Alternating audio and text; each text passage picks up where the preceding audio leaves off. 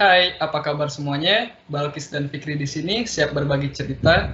Tentunya masih di podcast kesayangan kamu semua di Postro Podcast TRO. Tentu saja, masih seperti biasanya, kami bakalan nemenin waktu luang kalian dengan cerita-cerita unik terkait kisah di jurusan TRO dengan awal yang baik dan tentunya berkisah menarik. Selamat mendengarkan. Oke, kenalin nama aku Balkis, aku dari TRO Angkatan 20, di sini sebagai staf humas. Ya, di sini aku Fikri Datullah, di sini aku sebagai kepala divisi humas Himapro 2021. Baik, di sini kita mulai podcast TRO episode pertama dengan tema seputar otomasi. Dan kali ini kita bakal kedatangan tamu spesial nih. Kita sudah mengundang narasumber sangat populer lah. Kita sebut aja nih Maulana Hanif. Mungkin buat teman-teman yang belum tahu Mas Hanif, jadi Mas Hanif ini adalah mahasiswa teknologi rekayasa otomasi angkatan 2013. Dia adalah ketua BEM Sekolah Vokasi periode 2019, Mas ya? Ya, benar 2019. Ya, benar. Oke, langsung aja kali Mas ya? Ya, boleh. Boleh. Ini aku nggak boleh Mas, kenalan dulu nih. Oh iya boleh dong. Oh iya, salam Boleh kenal ya. dong. Teman-teman nih, makasih Iya, nih Balkis, salam Fikri, kenal, iya. Dodik sama ini dipanggil siapa nih? Hanifan Ajis nih. Ajis apa Hanif? Aziz. Sama-sama Aziz. Dikira sama-sama Hanif. Halo, makasih nih udah diundang buat nge-podcast bareng teman-teman ya. Walaupun sebenarnya topiknya cukup berat ya. Oke, tapi santai aja lah gitu. Iya. Monggo dilanjut teman-teman. Mas, jadi kali ini nih kita bakal ngebahas berotomasi nih buat teman-teman di luar sana yang mau tahu nih tentang otomasi itu apa, Mas. Oh, boleh. Gimana tuh? Nah, jadi kan buat orang luar tuh pasti kayak kalau ngedengar kata otomasi tuh kayak masih asing gitu ya. Kayak Bener. apa sih otomasi itu? Otomasi itu kayak mesin gitu ya kan Kis ya? Iya, betul. Banyak banget kan dari teman-teman yang belum banyak yang tahu tentang otomasi tuh lebih ke apa ya, otomasi itu apa sih, otomatis ya. Otomatis tuh dalam konteks apa sih gitu. Boleh banget nih dari Kak Hanif tanggapannya tentang produk kita. Oke, Bisa thank you Balkis. tentang apa sih otomasi industri itu, Mas? Gitu. Oke. Mungkin ya ini pasti teman-teman ini ya kadang sampai bosan gitu ya, sampai anak ditanyain jurusannya apa gitu. TRO itu apa? Teknologi Rekayasa Otomasi. Hah? Otomasi itu apa gitu. Karena wajar, kita adalah jurusan yang baru ya, bahkan baru lahir di tahun 2017. Jadi pasti, dan kadang kita bingung nggak sih ngejelasinnya. Otomasi itu apa gitu. Oke, pasti kalau misalnya ditanya otomasi apa sih, pasti disangka itu otomotif ya gitu, berhubungan sama mesin gitu kan, kadang gitu kan gitu, karena masih belum banyak gitu yang tahu. Tapi sebenarnya kalau misalkan otomasi ya, kalau misalkan dari beberapa sumber gitu, contoh dari aku ambil dari KBBI dia gitu, secara pengertian otomasi itu sebenarnya kan sederhananya ini ya gitu. Kalau menurut KBBI gitu, penggantian tenaga manusia dengan tenaga mesin yang secara otomatis melakukan dan mengatur pekerjaan sehingga tidak memerlukan lagi pengawasan manusia. Nah, jadi kalau misalkan aku ambil secara umumnya, otomasi itu secara singkat pengertianku gitu ya, itu simpelnya adalah mengubah hal yang sifatnya mekanik ya, dalam artian manual gitu, ke hal yang sifatnya otomatis gitu. Nah, sebenarnya otomasi itu luas banget, kayak nggak melulu berbau tentang industri gitu, nggak melulu berbau tentang manufaktur dan semacam, bahkan merambah ke banyak hal gitu otomasi. Tapi ketika pengertian yang dibatasi menjadi otomasi industri, berarti kan ya tadi ya gitu, mengubah hal yang mekanik menjadi otomatis di skalanya industri. Misalnya di manufaktur. Kalau misalkan dulu pembuatan mobil misalnya gitu, motong besi dan segala macamnya itu harus manual, sekarang diotomatisasi gitu melalui perkembangan teknologi-teknologi.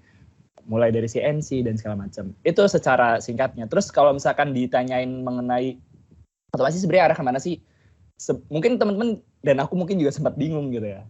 Itu otomasi masuknya ke kategori mana sih? Elektro kah gitu? Mesin kah? Atau kemana nih gitu? Karena sangat luas banget otomasi industri. Jadi kalau misalnya dari sumber yang aku dapat gitu ya, otomasi industri itu pada dasarnya adalah suatu teknologi yang berhubungan dengan penerapan sistem mekanis gitu, elektronik dan juga sistem informasi yang berdasarkan komputer untuk bisa mengoperasikan dan juga mengendalikan kondisi perusahaan. Makanya teman-teman tuh kalau nggak salah kalian udah dapat ini ya, IoT bahkan ya sekarang ya. Iya, IoT. sudah. Semester berapa? 1 ya? Iya, semester 1. Udah belajar IoT. Okay. Gimana di IoT kemarin? Dapat gimana? Gambaran kecil ya? Soalnya aku nggak dapat. Iya. Oh gitu. Iya, jadi sempat dapat matkul IoT kan di semester 1, dapat gambaran ya secara otomatisasi gitu Kak. Lebih ke apa ya? Lebih ke cara ininya sih, secara generalnya gimana bisa otomatisnya gitu. Oh, oke. Berarti soalnya berarti itu baru secara general ya. Kalau nggak salah nanti ada praktiknya nggak sih? Ada praktiknya ya? Di semester berapa ya? 6 kalau nggak salah ya. Kalau aku lihat di kurikulum. Bener nggak sih? Kurang tahu deh kalau untuk praktikum belum IoT. Ya, belum tahu ya. Belum dapat. Oh, belum tahu ya. Iya, soalnya kalau nggak salah pas aku coba cek tadi lagi ya, updatean kurikulum otomasi, ternyata bakalan ada praktik tentang IoT. Dan kebetulan gitu, tugas akhirku tuh berhubungan dengan IoT. Gitu. Tapi nggak pernah dapat matkulnya gitu dulu. Baru ada tuh di angkatan kalian nih 2019, kayak di angkatan 19-20 gitu. Iya, baru ada. Bener ya, Kri ya? 2020 kayaknya Mas, soalnya iya, 2019 belum Oh, belum nyentuh matkul IoT sih, kayaknya 2020. Oh, 2020. Belum, iya, Mas. 2020 berarti. Oh iya, 2020 berarti. Itu sih paling gambaran singkatnya tentang otomasi industri. Gitu. Nah, gitu guys. Jadi tuh tadi ya pengertian singkatnya lah ya tentang otomasi industri. Nah, oke. Baik. Nah, terus gini nih Mas. Kita kan di sini kan kuliahnya di teknologi rekayasa otomasi Undip ya. Nah, mungkin dari teman-teman ini pasti masih banyak yang bingung kayak kita nih kuliah di otomasi tuh belajar apa aja sih gitu kan. Atau habitnya kayak gimana gitu. Boleh nggak Mas kayak dijelasin gitu, kita tuh di Undip tuh, di otomasi Undip tuh belajarnya apa aja gitu, biar teman-teman tahu gitu. Oke. Sebenarnya kalau misalkan belajar apa aja tuh banyak banget ya. Kalau misalkan kita berbicara mata kuliah tuh ada, aku lupa totalnya berapa, tapi secara SKS gitu kan. Sebenarnya kan kalau untuk kita kan sama ya, setara sama S1 gitu. Nah, dengan setara S1 maka SKS-nya tuh hampir sama. Itu minimal 144 kan gitu untuk bisa lulus mendapatkan gelar sarjana gitu, atau kalau misalnya di kita itu sarjana terapan. Nah, tapi kalau misalkan otomasi sendiri, kalau pas aku cek ya, itu otomasi TRO ya, TRO di SV Undip ini, kita menerapkan sistem 146 SKS. Jadi untuk bisa lulus itu kita minimum yang harus ditempuh itu adalah 146 SKS gitu sih. Terus kalau misalkan apa aja sebenarnya banyak banget sih, kayak contoh gitu ya tadi tentang tentunya ya karena kita berbau teknik ya, pasti itu ada hitung-hitungan gitu. Fisika, matematika gitu kan. Terus pengenalan bahan juga.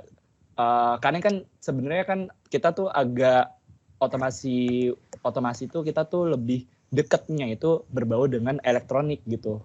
Banyak kaitannya sama elektronik. Jadi pembelajaran tentang ilmu elektronika gitu. Entah itu arus lemah maupun arus kuat gitu. Dan lebih fokusnya banyak di arus lemah. Karena dulu tuh kan ada ya Incel gitu. Nah, sejarahnya ya, sejarah singkatnya dulu tuh Pak Priyo sama Pak Priyono sama pokoknya dosen-dosen vokasi sama dosen FSM pada saat itu gitu, yang FSM agak ke vokasi gitu ya, itu tuh punya cita-cita mau ngebangun program studi otomasi gitu, karena ada keterbutuhan di industri dan segala macam gitu ya, spelling and match lah gitu. Nah jadi waktu itu tuh awalnya tuh lebih kayak mencampurkan, bukan mencampur sih, apa bahasa ini ya, lupa gue ya. Intinya secara kasarnya mencampurkan lah gitu kurikulum antara elektro dan juga insel pada saat itu, tapi dengan pengembangan-pengembangan yang kemudian dibutuhkan dan sesuai dengan otomasi industri itu tadi gitu, karena berhubungan dengan mekanis gitu, terus juga elektro dan juga sistem informasi. Makanya kan teman-teman belajar juga belajar juga tentang sistem informasi juga kan gitu ya, berbau sistem informasi. Kayak contohnya tuh pemrograman juga teman-teman kan belajar ya, walaupun itu basic. Walaupun masih basic. Iya basic gitu, karena lebih ke program controller gitu, baik itu microcontroller maupun controller yang di industri, skala industri itu PLC gitu, CNC dan segala macam. Itu sih gitu. Jadi belajarnya banyak banget.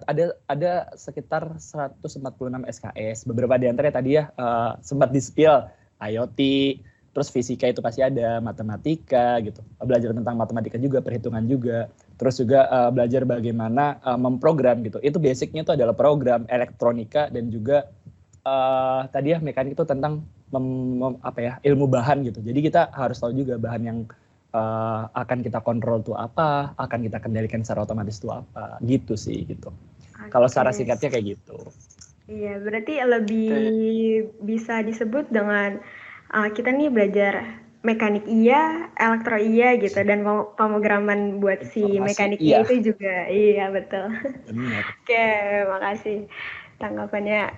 Lanjut aja nih, ada yang ini kita bahas sekarang hal yang perlu disiapkan untuk menjadi mahasiswa otomasi. Boleh nggak sih Kak kasih tanggapannya gimana nih rasa-rasanya jadi mahasiswa otomasi nih, kita nih perlu apa aja yang ya bisa dibilang mental gitu kan. Terus apa yang lainnya?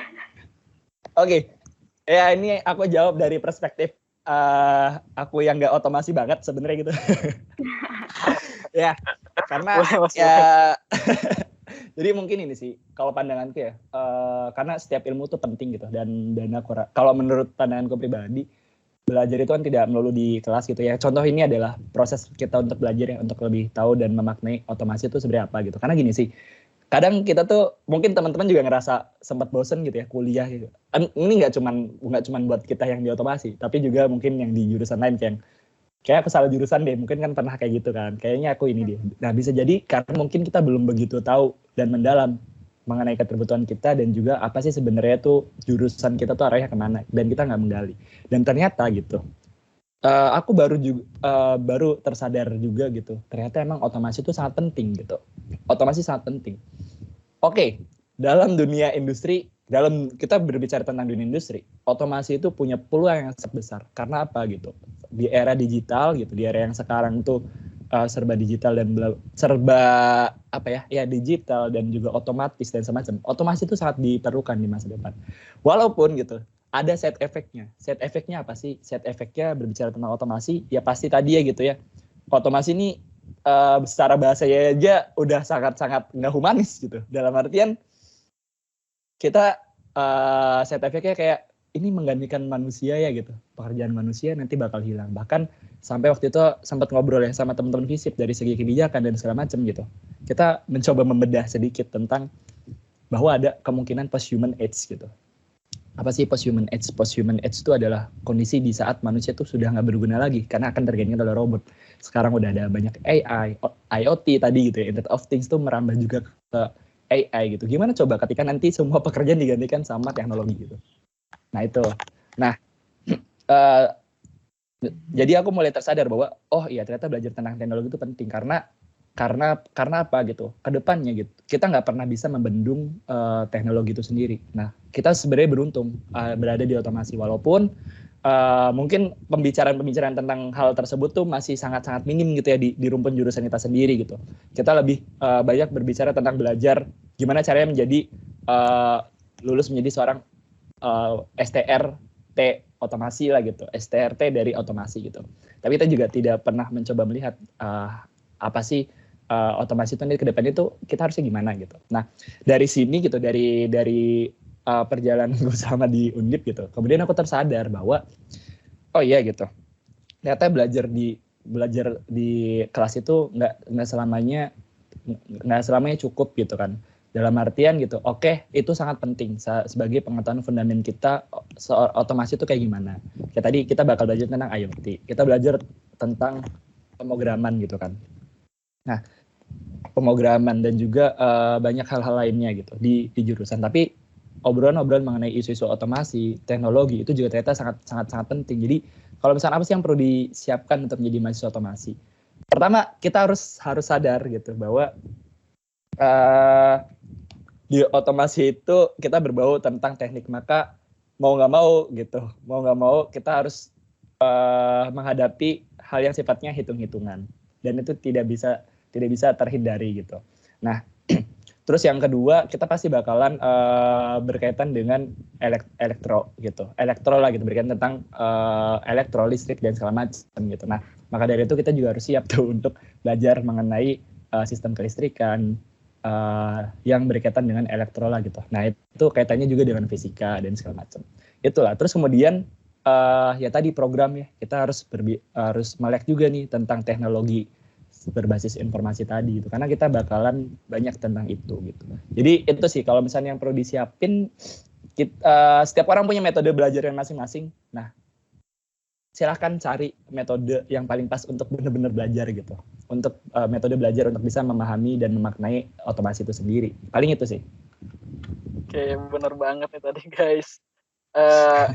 Tadi tuh udah jelasin apa aja yang perlu kalian siapin kalau misalkan mau masuk otomasi. Emang kalau misalkan kalian mau masuk otomasi itu ya mau nggak mau kalian bakal hadapin namanya hitung-hitungan. Nah itu soalnya kepake banget guys. Walaupun secara jujur aku juga nggak terlalu suka bakal hitung-hitungan. Benar-benar. Okay. Jujur aku juga matkul matematika aku dapat C 2 kali guys. Ya nggak pinter-pinter banget lah, cuma seenggaknya aku udah berusaha gitu. Seenggaknya kalian juga berusaha. Oh Pak, kita harus berjuang. Kita mahasiswa harus berjuang. Ini kita bakal bahas tentang info seputar otomasi. Cuma kayaknya buat info seputar otomasi ini kita bakal tarik pertanyaan dari Kenny aja ya. Kita lanjut ke pertanyaan berikutnya. Mas kan ini udah udah KKL Mas ya? Ya. Benar. Nah, boleh dong Mas nih, kita mau tahu nih, kira-kira nanti pas kita di industri tuh peran kita nih sebagai anak otomasi tuh ngapain Mas ya? Kan banyak banget Mas sekarang. Oke ya, sebelum masuk ke situ aku coba mau ngasih ini. Ada riset dari McKinsey gitu. Jadi McKinsey itu merupakan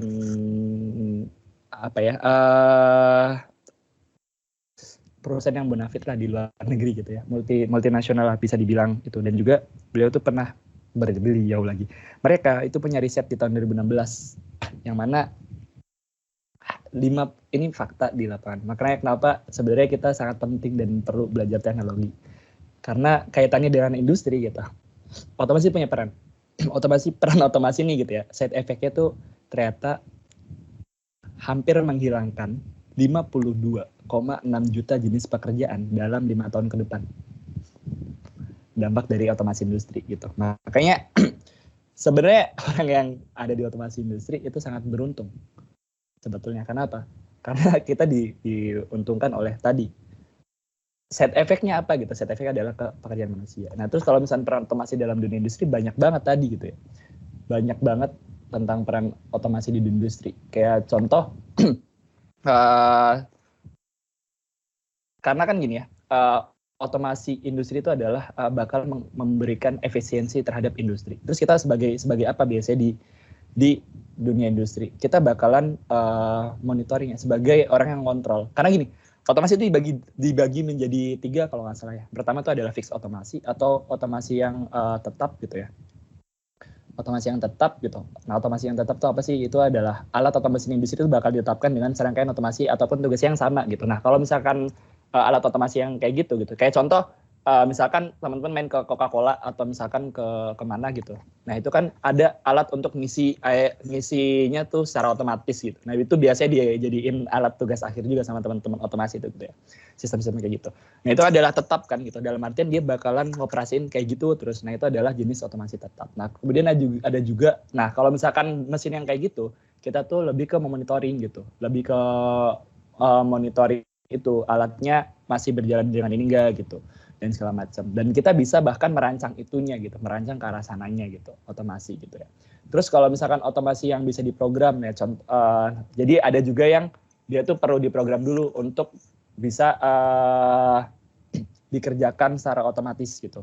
Terus yang ketiga itu ada otomasi yang fleksibel ya, contohnya CNC. Nah, jadi CNC itu perkembangan semakin berkembang ya, CNC dulu harus diprogramnya dengan rumit gitu ya, bahasanya tuh G-code gitu. Ini sebenarnya kalau misalkan ini nih lebih banyak tuh teman-teman mesin gitu, G-code gitu. Tapi beruntungnya karena sekarang udah semakin maju, CNC itu kita cukup dari gambar teknik gitu, gambar teknik terus ya udah dia bakalan ke secara otomatis G-code-nya tuh udah ada sendiri gitu. Nah, jadi kalau misalkan bakal ke arah sana ya kita paling lebih ke sana sih gitu, ngegambar teknik gitu. Basic dari gambar teknik itu kita bisa kepake untuk di dunia industri.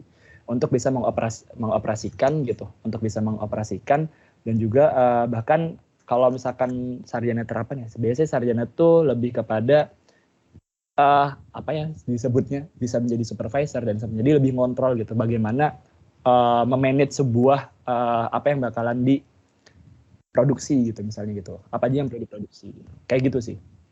Kalau misalkan kepake ke depannya gitu. Oke, bener banget nih ya. Ini juga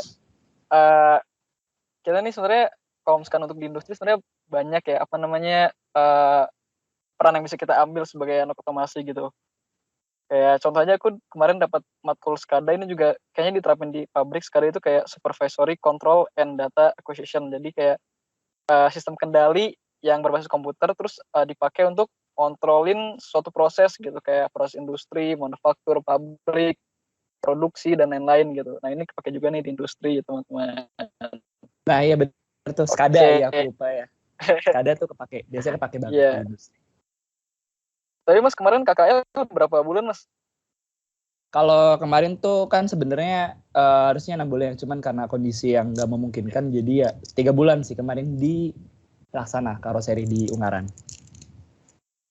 Itu juga itu Mas sendiri apa bareng teman? Bertiga di sana. Oh bertiga. Kebetulan di CNC. Sama-sama di CNC. Seru banget nih kayaknya KKL.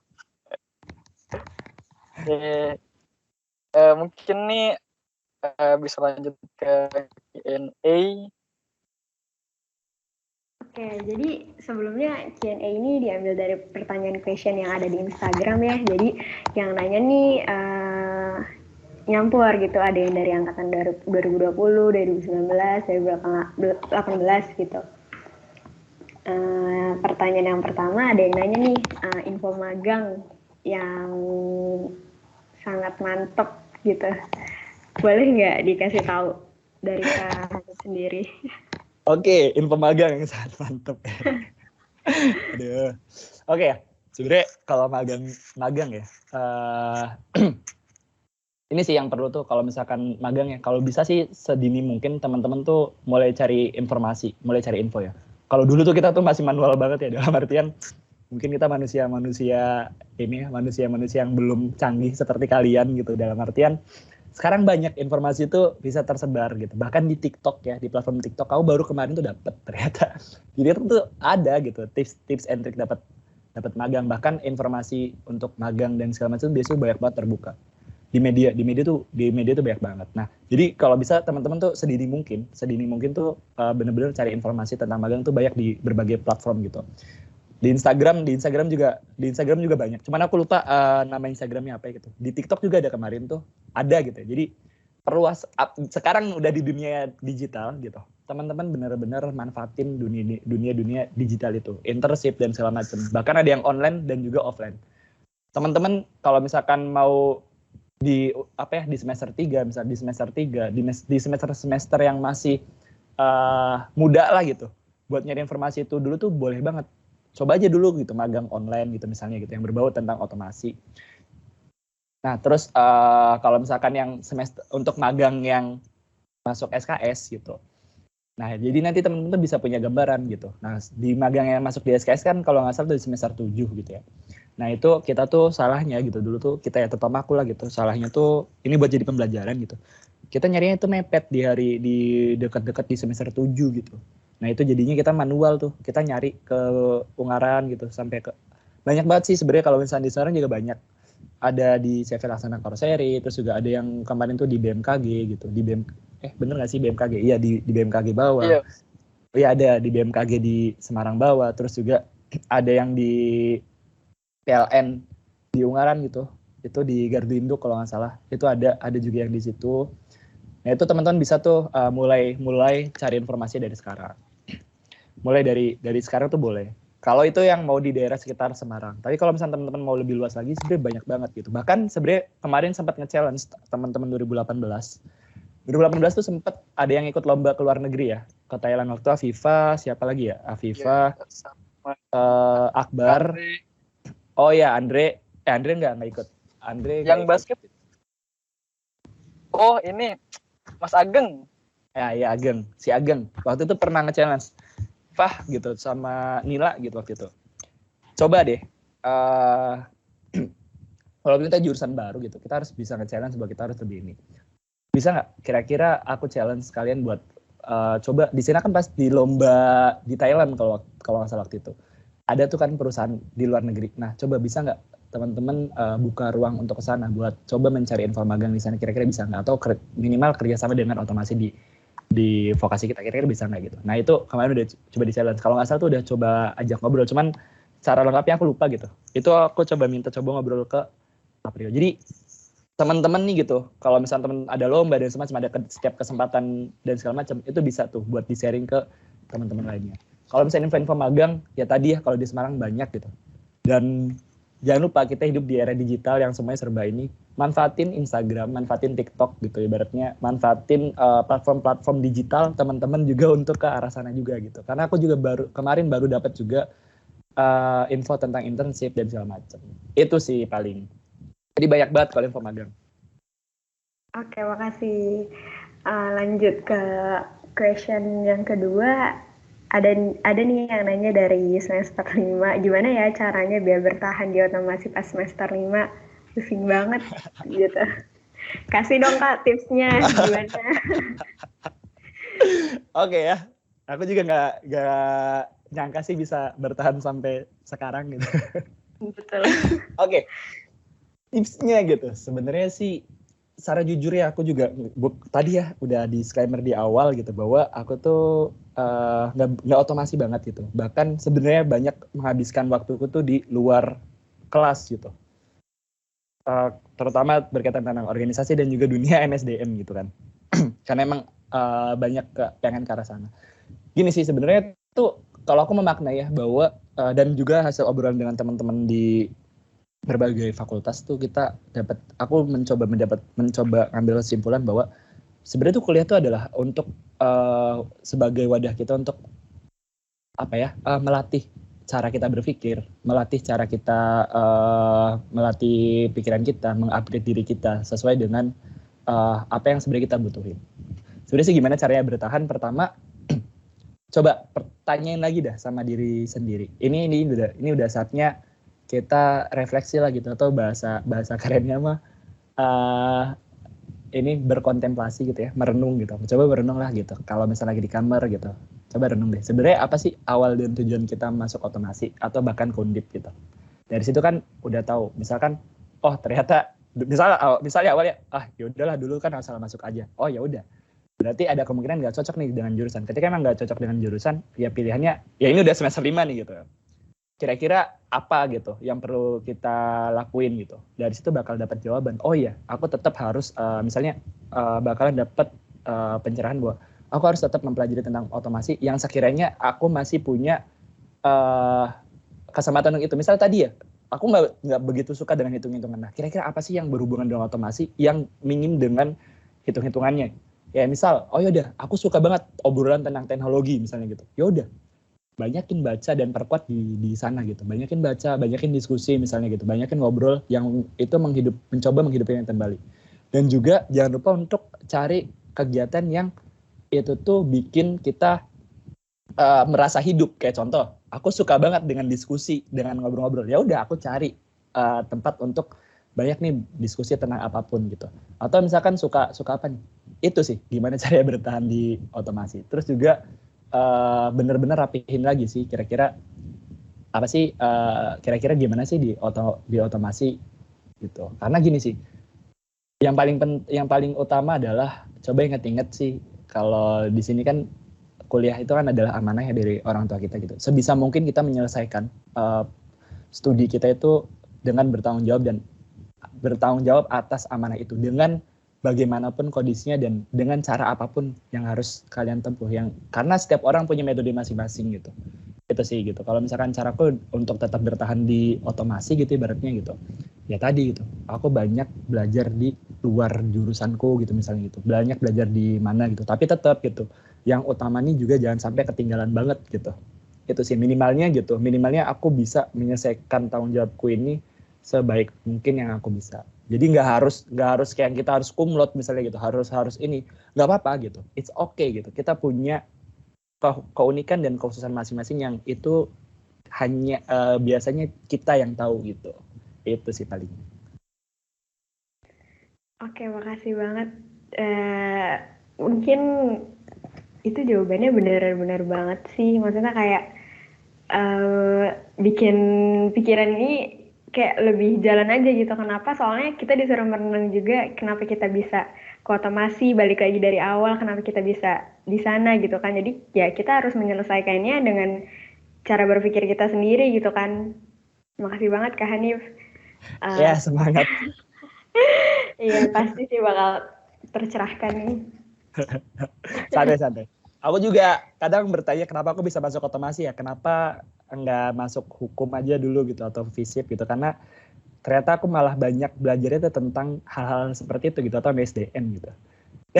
Jadi ya udah gitu. Sekarang jadi let it flow tapi tetap tanggung jawab utama kuliah ini dikelarin gitu. Semangat ya. Iya, makasih. Ada nih pertanyaan lagi ya.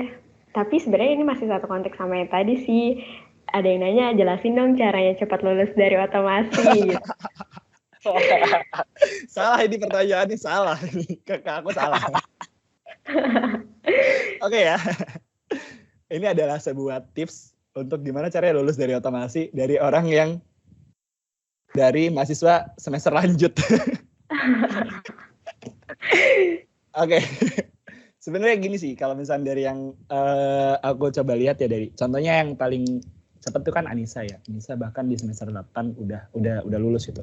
Mungkin nanti kalau untuk tips and trick ini teman-teman bisa ngundang Anissa Megawati atau mungkin teman-teman yang udah lulus itu bisa gitu untuk lebih relate ya. Tapi kalau misalnya ini dari tips dari aku yang mungkin menyesal gitu karena belum lulus. Enggak, gini sih. Kalau misalkan biar cepat lulus sebenarnya itu kan adalah balik lagi ke pribadi dalam artian kita sebenarnya mau sekedar lulus atau mau benar-benar paham gitu ya. Itu adalah idealisme yang masing-masing. Nah, tapi kalau misalkan mau ngejar lulus ya mau nggak mau manajemen waktunya juga harus baik gitu. Harus bagus dalam artian fokus gitu terhadap menyelesaikan 146 SKS dalam 4 tahun tuh kira-kira gimana. Mau nggak mau kan setiap semester kita meminimalisir banget mata kuliah yang harus ngulang gitu atau perbaikan gitu ya. Tapi kalau di teman paket ya, teman-teman paket ya soalnya ya. Iya betul. Iya Oh ya paket. Oh ya itulah. Jadi yang paling utama adalah ya tadi fokus ya gitu. Fokus itu perlu gitu. Harus seimbang lah tanggung jawab di akademik sama hal-hal yang kita senangi. Jangan sampai kita juga terlalu terjerumus ke hal yang bakalan berdampak sama akademik kita. Boleh nakal boleh gitu ibaratnya. Nakal nih banyak versi ya dalam artian nakal teman-teman banyak senang-senang di luar gitu. Dalam artian teman-teman main game terus apa gitu. Tapi tetap harus tanggung jawab itu harus yang utama. Yang penting gimana caranya enggak banyak ulang atau perbaikan. Terus magang nih gitu. Kalau bisa magang teman-teman udah mulai cari gitu. Udah mulai cari informasinya, bahkan udah coba datang. Misalkan dapat info nih, kayaknya teman-teman senang nih ke Siemens gitu misalnya gitu. Siemens gitu, atau mungkin apa ya yang biasanya itu dipakai ya misalkan di Mitsubishi atau misalkan di Omron gitu misalkan gitu, di Omron Siemens gitu. Nah, coba tuh atau Schneider gitu. Coba aja cari informasinya, kulik dari sekarang. Di sana tuh ada info magang ini nggak sih? Gitu. Terus ada nih startup yang berbau otomasi gitu. Itu biasanya microcontroller gitu. Misal kayak kelas robot, misalkan apalagi ya banyak lah. Itu coba dicari informasinya dari sekarang, dikulik gitu. Jadi ketika teman-teman ke depan tuh nggak bakal bingung buat ngambil judul skripsi gitu atau judul tugas akhir. Nah, sialnya gitu kan, aku baru nemu judul tugas akhir tuh gitu, benar-benar nemu yang kemudian aku pakai itu di semester 7, semester 8, itu sangat-sangat telat gitu. Paling maksimal tuh nemu kalau mau lulus cepat di tepat waktu gitu ya. Nemu judul tuh minimal maksimal banget tuh harusnya di semester 7 lah. Pas teman-teman udah magang gitu. Jadi di tempat magang tuh teman-teman udah enjoy gitu, udah dapat judul. Jadi sambil magang teman-teman bisa sambil baca, tinggal perdalamin tentang judul yang nanti mau dipakai. Dan itu judulnya jangan cuma satu, tapi coba banyak, kira-kira yang bisa difokusin dan bisa meminimalisir waktu gitu. Yang teman-teman udah benar-benar paham dan teman-teman bisa ngasih range waktunya tuh, ini bisa kelar sebelum kelarnya semester 8. Itu sih gitu. Itu soalnya Anissa tuh dulu tuh udah dapat judul, bahkan udah mulai ngerjain tugas akhir tuh kalau nggak salah dari semester 7 gitu. Dari semester 7 semester 6 bahkan kayak udah dapat gambaran gitu. Nah, di semester 7 jadi dia nyocokin juga dengan tempat magangnya gitu. Jadi ya udah sambil magang dia sambil ngerjain buat tugas akhir. Kalau nggak salah kayak gitu. Kalau misalnya mau cepat lulus. Gitu sih. Oke, baik. Tadi Q&A-nya tuh kita batasin jadi 3 pertanyaan, Mas. Soalnya emang nggak ada yang nanya lagi. Kalau kalian mau nanya juga boleh. Iya sih, kita paling mungkin teman-teman ini kan podcastnya kan buat teman-teman umum ya, yang mau tahu tentang otomasi atau yang belum tahu tentang otomasi gitu. Mungkin kalian nanti bisa dengar dari awal. Ini kayak panjang banget gitu kan. Nah, mungkin nih buat teman-teman yang di luar sana, kalau misalkan masuk otomasi, sekarang udah punya gambaran nanti di otomasi bakal kayak gimana gitu kan. Iya, ada ya. Di depannya bakal kayak gimana, terus di industri juga bakal kayak gimana, terus kalian bakal ngerasain sendiri. Kira-kira Mas, satu lagi nih Mas, pertanyaan Mas, abis itu kita tutup podcastnya. Dulu Mas, pas lulus SMA, terus apa aja sih yang Mas persiapin gitu buat masuk otomasi atau selain otomasi jurusan lain gitu Mas? Oh iya. Oke ya. Sebenarnya masuk otomasi itu nothing tulus dulu. Karena kan baru banget gitu. Dulu aku juga nggak tahu otomasi itu apa gitu. Ini Tero itu apa sih gitu. Terus setelah kemudian dipelajarin bla bla, ternyata sangat penting. Bahkan gini ya teman-teman. Oke, aku buka ya. Ekspektasi terhadap otomasi itu ya, orang-orang tuh tinggi banget. Serius. Kemarin aku sempat jadi narasumber beberapa bulan yang lalu, sempat dari narasumber di Visip gitu. Kemudian temanku ya, udah kenal lah, Albert Joshua lah gitu. Di acaranya dia gitu. Itu ngebahas dari segi kebijakan dan apa sih peran otomasi ke depannya gitu. Bla bla bla. Itu ekspektasinya tinggi. Dikira itu kita udah belajar tentang AI gitu, artificial intelligence dan semacam. Belum gitu, jangankan AI gitu. Basicnya AI aja kayak deep learning, machine learning aja kita tuh nggak begitu dalam gitu. Kita lebih fokusnya ke otomatisasi yang masih minim kaitannya dengan tadi IoT gitu. Bahkan IoT aja baru secara general gitu ya. Karena emang rumit banget tentang AI itu gitu. Wah, pusing parah gitu. Kita belajar tentang SKC aja gitu, sistem kontrol cerdas aja udah pusing gitu, PID gitu, terus belajar tentang apa ya? Nanti teman-teman bakalan dapat PID, bakalan dapat tentang Fuji ya gitu, itu juga udah pusing banget apalagi AI gitu kan. Tapi ekspektasinya bener-bener tinggi teman-teman gitu. Bener-bener tinggi banget itu, kayak wah keren nih gitu otomasi gitu. Gitu. Kalau sekarang ya, tapi dulu tuh masih sangat minim gitu orang yang tahu tentang otomasi gitu. Bahkan aku aja nggak tahu ini otomotif apa gimana sih gitu. Dulu kayak gitu. Tapi sekarang dengan terus sekarang udah banyak yang tahu. Nah dulu aku nggak tahu, makanya kayak nothing tulus dulu gitu. Nah terus apa aja sih yang dulu dipersiapin ya? Ya sama seperti biasanya gitu, cari informasi. Sebenarnya sih ini sih ya pesan buat kita bersama lah gitu. Ini jadi kritik otokritik lah buat aku. Dulu harusnya tuh kita lebih mempersiapkan diri itu adalah dengan lihat lagi kurikulumnya, karena di setiap jurusan tuh pasti ada kurikulumnya kan. Nah kira-kira cocok nggak sih untuk bisa kita masuk ke jurusan tersebut? Kayak contoh di otomasi teman-teman bisa cek di webnya itu klik aja otomasi.vokasi.unip.ac.id gitu ya. Nah teman-teman coba tuh cari tahu di situ tentang mata kuliah apa yang yang ada di otomasi. Nah, di sini kan ada banyak nih, di semester 1 itu ada apa aja. Ada IoT misalnya gitu. Ada pemrograman dan segala macam. Dari situ teman-teman bisa searching gitu. Kira-kira cocok nggak sih untuk kita masuk kuliah di situ gitu. Atau sesuai dengan ini kita nggak sih, passion kita nggak sih gitu. Jadi untuk meminimalisir tadi ya gitu. Tiba-tiba di semester 5, tiba-tiba bahkan mungkin di semester 7, kayaknya aku salah jurusan nih gitu. Misalnya itu ya.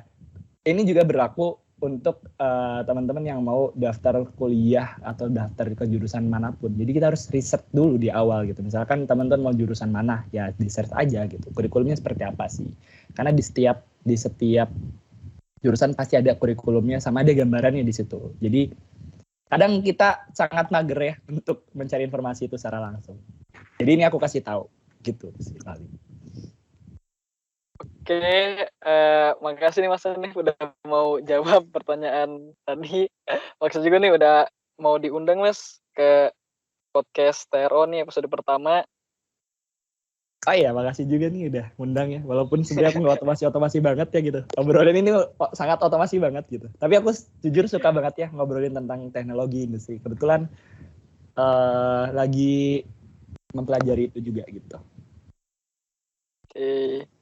Oke, mungkin sekian podcast TRO episode 1 dengan tema otomasi.